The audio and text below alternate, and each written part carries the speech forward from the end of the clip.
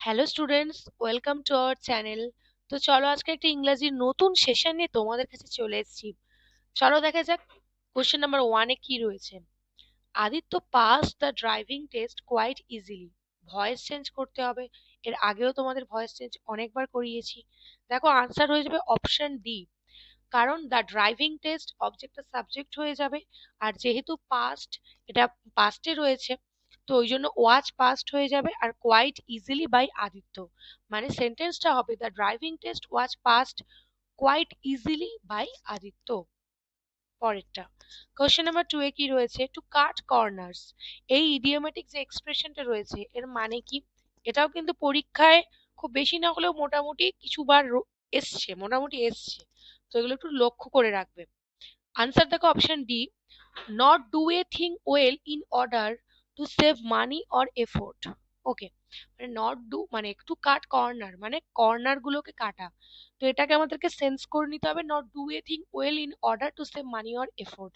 মানে মানি বা এফোর্ট মানে কোনো চেষ্টা হতে পারে বা কোনো টাকা হতে পারে, সেটাকে সেভ করার জন্য আমরা যদি কোনো জিনিসকে সঠিকভাবে না করি, কোনো অর্ডার ওয়াইজ বা কোনো মানে ভালোভাবে সিনক্রোনাইজেশন ওয়েতে যদি না করি, সেটাকেই আমরা বলবো two cut corners. Question number থ্রিতে যাওয়ার আগে তোমাদের জন্য রয়েছে একটা সুখবর। তোমাদেরকে জানিয়ে রাখি, ওয়েট ফর জবে তোমরা এবার থেকে পেয়ে যেতে পারো 250 রুপিজে দুটো বই। যেটার মধ্যে প্রথম বইটা রয়েছে দেখো বিষয়ভিত্তিক এমসিকিউ জিকে, যেখানে তোমরা ইতিহাস, ভূগোল, বিজ্ঞান, রাষ্ট্রবিজ্ঞান, অর্থনীতি, সাধারণ জ্ঞানের উপরে এমসিকিউ পেয়ে যাবে।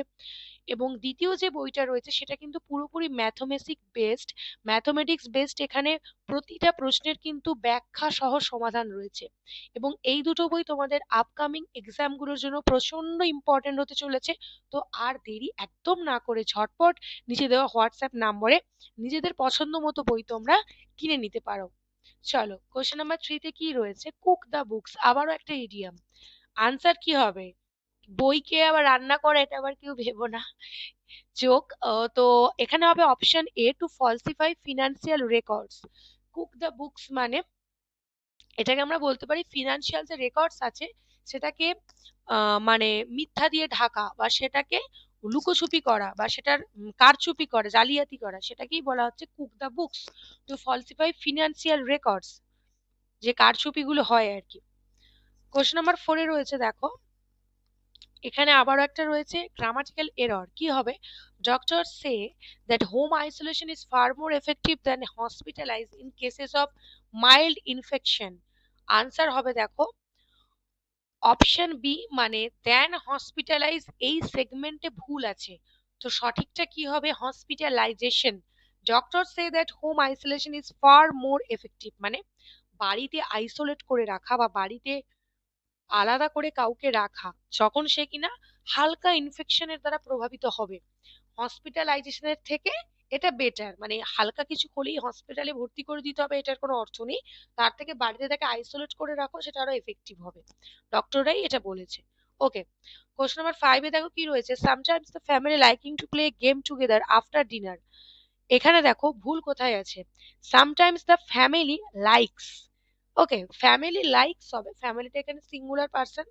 তো তারপরে দেখো ভার্বের পরে এস যোগ হয়েছে। তো sometimes the family likes okay to play game together after dinner. তো এখানে ভুলটা ইজিলি চোখে পড়ছে।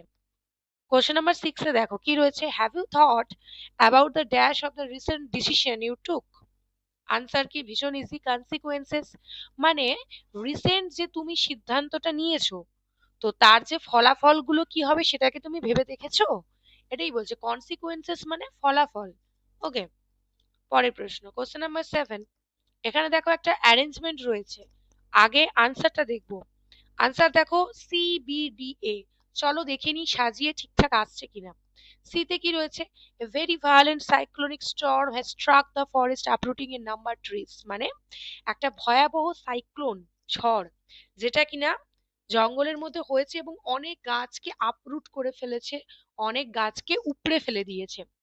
বি তারপরে রয়েছে, তারপরের বাক্যটা কি হবে, it is towards one of this foreign trees that I am now looking. তার মানে এখানে যে গাছগুলো পড়ে রয়েছে তার মধ্যে এই গাছটার দিকে আমি এখন এইমাত্র তাকিয়েছি বা তাকিয়ে রয়েছি। তারপরে হবে option D, the trunk of the tree is ripped apart and the branches are lying all around it. তার মানে গাছের যে ট্রাঙ্ক মানে গোড়াটা সেটা কিনা দূরে পড়ে রয়েছে এবং তার যে ডালপালাগুলো রয়েছে তার চারিদিকে পড়ে রয়েছে, পুরো ঘিরে পড়ে আছে, পুরো ছন্নছাড়া হয়ে গেছে গাছটা। এবং লাস্ট যেটা রয়েছে এতে কি রয়েছে, on either side of the trunk there are few scattered tops of short grass, মানে ট্রাঙ্কের মানে গাছের যে গোড়া তার যে অন্য একটা সাইডে কি রয়েছে, few scattered tufts of short grass, মানে বিভিন্ন যে ছোট ছোট ঘাস লতা পাতাও তো থাকে, তার কিছু ওপরানো অংশও রয়েছে, ছড়িয়ে ছিটিয়ে রয়েছে আর কি। বোঝা গেল আশা করি। সি বি ডি এ মানে অপশন সি হবে আনসার। চলো পরের প্রশ্ন দেখো, প্যারানয়েড এর সিনোনিম কি হবে? প্যারানয়েড এর সিনোনিম হবে সাসপিসিয়াস, মানে সন্দেহজনক। ওকে, প্যারানয়েড মানে কিন্তু সন্দেহজনক। পরের প্রশ্ন, question number 9, incorrectly spelled word, answer কি? সবাই বুঝতে পারছো, অপশন ডি হবে পারসিস্টেন্স। পুরোটাই ঠিক আছে। PERSISTANC হবে না, TENCE হবে। ওকে, পরের প্রশ্ন, one who has the power to do anything, তাকে আমরা কি বলবো? যার কিনা মানে যে কোনো কিছু করার সামর্থ্য রয়েছে, শক্তি রয়েছে, তাকে আমরা কি বলবো? সবাই আমরা জানি omnipotent। ওকে, omnipotent। চলো পরের প্রশ্ন, question number 11, the headmaster dash on the stage and gave a short speech, answer option B appear. The headmaster appear on the stage, headmaster স্টেজের উপর উপস্থিত হলেন এবং একটা শর্ট স্পিচ দিলেন। পরের প্রশ্ন, ব্রেভারি, ব্রেভারির অ্যান্টোনিম, ব্রেভারি আমরা মানে জানি সাহসিকতা, তার অপোজিট যেটা সেটা হচ্ছে কাপুরুষতা মানে কাওয়ার্ডিশ। ওকে, দুটোই নাউন কিন্তু। পরের প্রশ্ন, অ্যাবসোলিউট সিনোনিম কি হবে? কমপ্লিট, মানে সম্পূর্ণ বা পরিপূর্ণ। কোশ্চেন নাম্বার 14, ক্ল্যান্ডিস্টাইন, ক্ল্যান্ডিস্টাইনের অ্যান্টোনিম কি আছে? অনেস্ট, মানে সৎ। ঠিক আছে, তার মানে ক্ল্যান্ডিস্টাইনের অর্থটা আমরা বুঝে গেলাম, এর থেকে কি হবে? মিথ্যুক বা জোচ্চোর। পরের প্রশ্ন, a person who presents a radio or television program, একটা রেডিও বা টেলিভিশনের যে প্রোগ্রাম হয় সেটাকে যে রিপ্রেজেন্ট করে তাকে আমরা কি বলবো? এখানে আনসার হবে তাকে অ্যাঙ্কার। ওকে, বা যাকে আমরা বাংলায় বলি সঞ্চালক। কোশ্চেন নাম্বার 16 কি বলেছে? আবারও একটা grammatical error, had you not interfering in my affairs I would have been in the US now. এখানে আনসার হবে হ্যাড ইউ নট ইন্টারফেয়ারিং, এখানে পুরো আনসারটাই তুলে দিয়েছে। ওকে, সঠিক আনসারটাই বি যেটা আছে ওটাই সঠিক হবে, দেখে নাও। হ্যাড ইউ নট ইন্টারফেয়ার্ড হবে, হ্যাড প্লাস ভার্বের PP form. Okay, had you not interfered হবে, এখানে ইন্টারফেয়ারিং হবে না। কোশ্চেন নাম্বার 17 দেখো, আবার একটা অ্যারেঞ্জমেন্ট রয়েছে, আনসার কি আছে দেখিনি আগে। Option A B D C এ কি রয়েছে? Pablo Picasso was the son of Jose Ruiz Blasco, a professor of drawing, and Maria Picasso Lopez. Pablo Picasso একজন আমাদের পৃথিবীর বিখ্যাত একজন মানে আর্টিস্ট যিনি ড্রয়িং করেন। তো তার বাবা মানে কার পুত্র ছিলেন এবং তার মা কে ছিলেন সেটাই আমরা বললাম, professor of drawing and Maria Picasso Lopez. Okay, সেটা বললাম তার পিতৃমাতৃ পরিচয়। তো তারপরে রয়েছে অপশন ডি তে কি রয়েছে, his unusual adeptness for drawing began to manifest itself early, মানে তার যে একটা অস্বাভাবিক যে একটা দক্ষতা ড্রয়িং এর প্রতি, সেটা কিনা তার কম বয়স থেকেই আমরা লক্ষ্য করতে পেরেছি, অ্যারাউন্ড দ্য এজ অফ 10, 10 বছর বয়স থেকে, when he became his father's pupil, যখন সে কিনা তার বাবারই ছাত্র ছিল, পিপল মানে ছাত্র। ওকে, তারপরে হবে দেখো বিডি হয়ে যাওয়ার পর হবে C, from that point his ability to experiment with what he learned and to develop new expressive means quickly allowed him to surpass his father's abilities। তার মানে কি বলছে, ওই সময় থেকে যে সে আস্তে আস্তে গ্রো করা শুরু করলো এবং সে আস্তে আস্তে বিভিন্ন ধরনের জিনিস এক্সপেরিমেন্ট করছে, আস্তে আস্তে নিজেকে ডেভেলপ করছে, বিভিন্ন নতুন নতুন জিনিসে অভ্যস্ত হচ্ছে, এইভাবে সে কিন্তু তার বাবার থেকেও একজন ভালো আর্টিস্ট হয়ে গেল। ওকে, তার বাবার যে সামর্থ্য, তার বাবার যে স্কিল, সেটাকেও তার স্কিল ছাপিয়ে গেল। লাস্ট রয়েছে option A, his father shifted his own ambitions to those of his son, providing him with models and support for his first exhibition at the age of 13, মানে 13 বছর বয়সে কিন্তু সে তার প্রথম এক্সিবিশন করেছিল এবং তার বাবা তাকে অনেকটাই হেল্প করেছিল এবং তার বাবার যে নিজের ছোট থেকে স্বপ্ন ছিল সেগুলো তার পুত্রের মাধ্যমে সে মানে প্রকাশ করেছিল, এক্সপ্রেস করেছিল এবং তাকে অনেকটাই সাপোর্ট করেছিল। ওকে, কোশ্চেন নাম্বার 17 এর আনসার হবে অপশন এ। পরেরটা দেখে নি, দেখো 18 এ কি রয়েছে, the need today is for both sides to introspect and re-examine the issue carefully and resolve it amicably. Okay, ভুল কোথায় আছে? নো এরর, কোনো ভুল নেই। ওকে, পরের প্রশ্ন। ইনকারেক্টলি স্পেলড ওয়ার্ড, কোথায় ভুল আছে দেখতেই পাচ্ছি। অ্যাকনলেজ, সব ঠিক আছে, ডি বসেনি। LEDGE হবে, ডিটা এখানে মিসিং। তো কোশ্চেন নাম্বার 19 এর answer option D. Question number 20 কি আছে? একটা ন্যারেশন চেঞ্জ রয়েছে, আনসার দেখবো।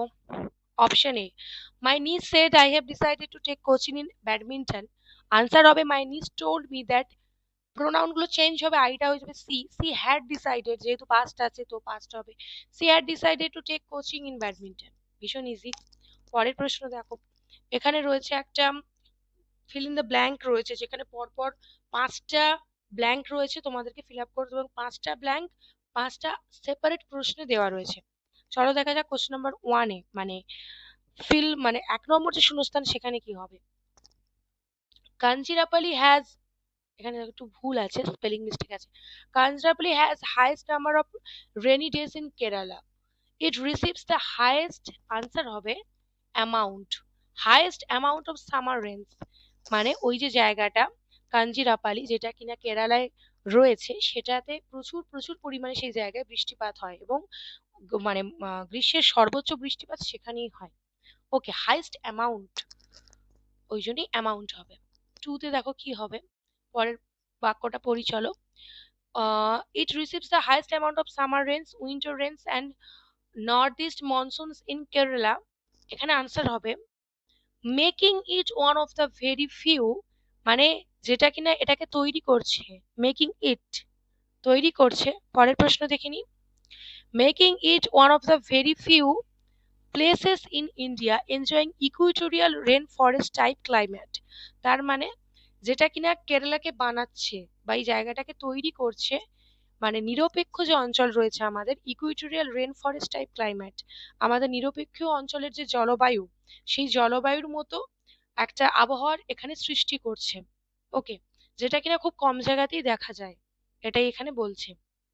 পরের প্রশ্ন, উইথ নো, কি হবে? With no distinct dry season, যার কিনা কোনো স্বতন্ত্র ড্রাই সিজন লক্ষ্য করা যায় না, আলাদাভাবে কোনো শুকনো, মানে যেটাকে আমরা শীতকাল বলি, আলাদাভাবে কোনো কিন্তু এখানে শীতকালের মানে উপস্থিতি লক্ষ্য করা যায় না, কোনো ড্রাই সিজন দেখা যায় না, কারণ এখানে এতটা পরিমাণে বৃষ্টিপাত হয়।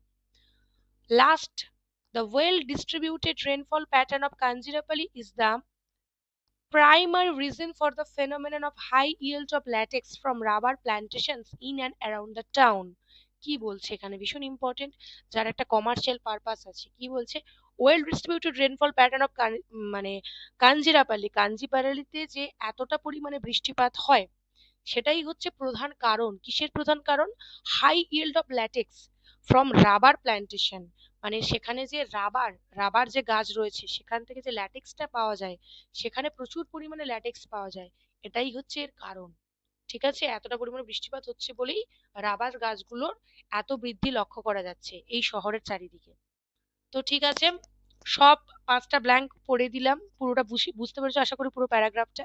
তো আজকের ক্লাসটা এই অবধি ছিল, তোমাদের কেমন লাগলো অবশ্যই জানিও, এবং ভালো লাগলে অবশ্যই চ্যানেলটিকে ফলো করে পাশে থেকো। Thank you.